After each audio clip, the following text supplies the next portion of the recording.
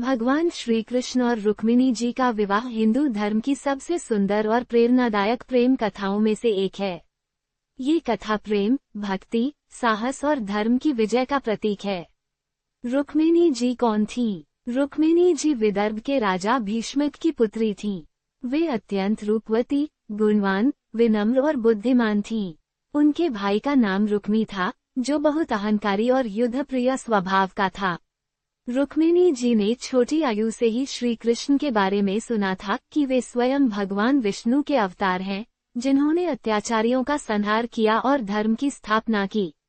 उनका हृदय श्री कृष्ण के प्रति प्रेम और भक्ति से भर गया था। वे मन ही मन उन्हें अपना पति मान चुकी थीं। रुक्मी का विरोध और विवाह का निर्णय।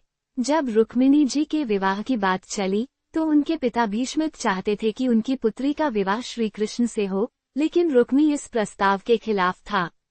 रुक्मी चाहता था कि उसकी बहन का विवाह चेदी नरेश शिशुपाल से हो, जो श्री कृष्ण का शत्रु था।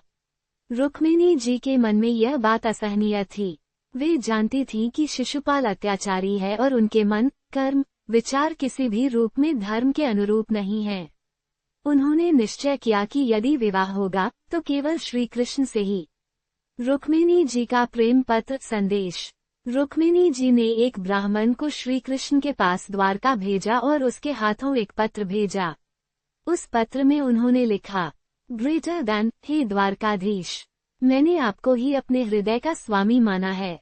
मेरे भाई ने मेरे विवाह का निश्चय शिशुपाल से कर दिया है। विवाह कल है। यदि आप मेरे नहीं हुए तो मैं जीवन त्याग दूंगी। आप आकर मुझे हर लें और अपने साथ ले जाएं। यही मेरी प्रार्थना है। जब श्री कृष्ण ने ये पत्र पढ़ा, तो उनका हृदय करुणा और प्रेम से भर गया। उन्होंने तत्काल अपने सारथी दारुक को रथ तैयार करने का आदेश दिया और वे द्वारका से विदर्भ की ओर चल पड़े। विवाह मंडप से रुक्मिणी का हरण। विवाह के दिन विदर्भ में शिशुपाल, जरासंध, दंतवक्र और रुक्मी जैसे अनेक शक्तिशाली राजा उपस्थित थे। रुक्मिणी जी विवाह से पहले देवी गिरिजा माता पार्वती के मंदिर में पूजा करने गईं और भगवान से प्रार्थना की कि कृष्ण उन्हें अपना लें। जैसे ही वे मंदिर से बाहर निकली, श्री कृष्ण अपने रथ पर वहां पहुंचे। उन्होंने रुक्मिणी जी को देखा और मुस्कुराए। रुक्मिणी जी ने लज्जा के साथ सिर झुकाया और धीरे से उनके रथ में बैठ गईं। ये दृश्य देखकर सारे राजा क्रोधित हो उठे और श्री कृष्ण का पीछा करने लगे। लेकिन कृष्ण ने अपने सुदर्शन चक्र और कौशल से सभी को रोक दिया। रुक्मी ने श्री कृष्ण से युद्ध किया, परंतु वह पराजित हुआ। श्री कृष्ण ने उसे मारने की बजाय केवल उसके बाल काट दिए और दया दिखाई। द्वारका में विवाह उत्सव। जब श्री कृष्ण और रुक्मिणी जी द्वारका पहुंचे, तो वहां पूरे नगर में उत्सव मनाया गया।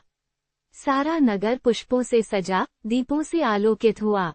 देवताओं ने पुष्प वर्षा की, नारद जी ने वीणा बजाई और वसुदेव देवकी ने अपनी बहू का स्वागत किया।